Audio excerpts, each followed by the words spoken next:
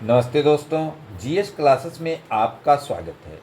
आज के क्लास में हम लोग प्रधान शिक्षक पद के लिए डीएलएड पाठ्यक्रम से यूनिट 2 गीजू भाई बेदका की पुस्तक दीवा स्वप्न के अत्यंत महत्वपूर्ण स्मरणीय तथ्यों को देखेंगे।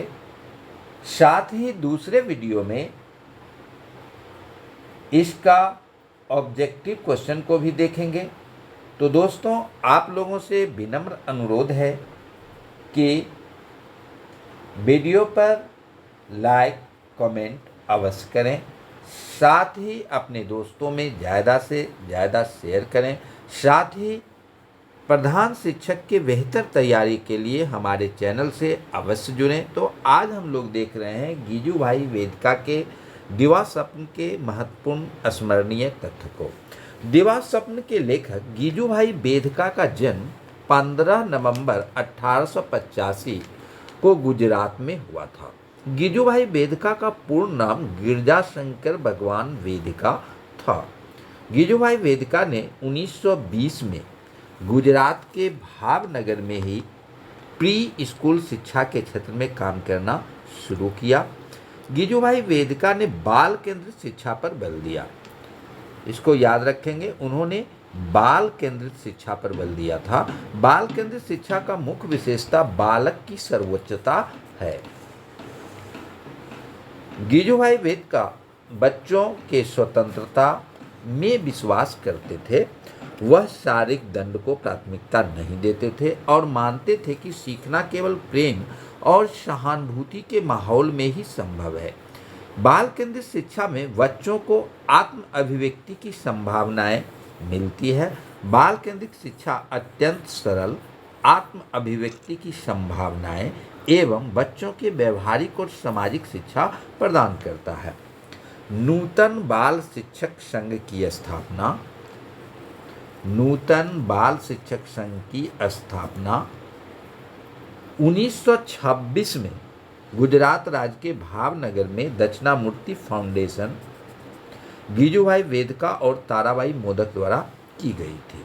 गीजू भाई ने गुजराती, हिंदी और मराठी में एक छोटी शिक्षण पत्रिका भी प्रकाशित की थी। गीजू भाई बच्चों से बहुत स्नेह करते थे, इसलिए उन्हें मौछली माँ, याद रखेंगे, पूछ सकता मौछली माँ कहा जाता था, जिसका अर्थ होता है मूंछों वाली माँ। भावनगर में गीजू भाई की याद में चलाए जा रहे दक्षिणामूर्ति स्कूल में आज भी बच्चों की इच्छाओं पर खास ध्यान दिया जाता है। गीजू भाई के अनुसार शिक्षा के क्षेत्र में 3 बड़े और गंभीर विषय हैं। वे हैं, एक, क्या पढ़ाया जाए, दूसरा है किस लिए पढ़ाया जाए और तीसरा है कैसे पढ़ाया जाए। गीजू भाई शिक्षा के सिद्धांत स्वतंत्रता, आत्मनिर्भरता, सृजन और स्व अनुशासन की बुनियाद पर टिका हुआ है। गीजू भाई के अनुसार शिक्षा के केंद्र में बच्चा होना चाहिए। ऑब्जेक्टिव पूछ सकता है शिक्षा के केंद्र में क्या होना चाहिए, तो गीजू भाई के अनुसार शिक्षा के केंद्र में बच्चा होना चाहिए। गीजू भाई का मानना था कि प्रकृति की शिक्षा धैर्य और भरोसे का पोषक है। दीवा स्वप्न पुस्तक सबसे पहले 1932 में गुजराती में प्रकाशित हुआ था। ये पूछ सकता है दीवा स्वप्न पुस्तक जो है कब प्रकाशित हुआ और सर्वप्रथम किस भाषा में प्रकाशित हुआ, तो यह सबसे पहले 1932 में गुजराती में प्रकाशित हुआ था। दीवा स्वप्न पुस्तक का मुख्य पात्र जो है वह लक्ष्मी शंकर है।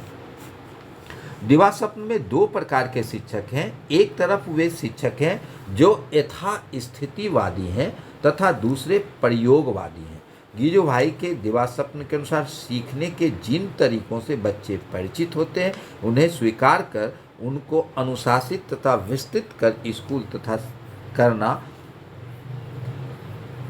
स्कूल तथा शिक्षक की जिम्मेदारी है। बच्चों का ज्ञान का सृजन करता माना गया है। गीजू भाई के अनुसार प्रयोग करने वाले शिक्षक को विद्रोही होना चाहिए और यह विद्रोह उसे बच्चों के सम्मान दिलाने के लिए करना चाहिए। गीजू भाई में बाल देवक गीजूभाई ने बाल देवो भव का नारा दिया था। गीजूभाई प्राथमिक शाला में भाषा शिक्षा नामक पुस्तक की रचना की। प्राथमिक शाला में भाषा शिक्षा नामक पुस्तक की उन्होंने रचना की थी। फ्रोबेल की तरह गीजूभाई ने बच्चों को पहले पढ़ना ही सिखाना चाहिए, इस बात पर उन्होंने बल दिया था। गीजूभाई ने अपनी पुस्तक में लोकगीतों, ग्राम गीतों इत्यादि के माध्यम से कविता शिक्षण की बात कही है। गीजूभाई के अनुसार आज के बालकों की तुलना यदि 100 वर्ष पुराने बालकों से की जाए तो उनमें वर्तमान के प्रति कहीं अधिक सजगता, जिज्ञासा और आकर्षण का भाव होता है। गीजूभाई के अनुसार बच्चों में प्रारंभ से ही जिज्ञासा, कौतूहल और सकारात्मक सोच, विश्लेषणात्मक दृष्टिकोण इत्यादि के विकास करने में सहयोग देना चाहिए। अगले वीडियो में गीजूभाई से ही संबंधित ऑब्जेक्टिव प्रश्न को देखेंगे। धन्यवाद।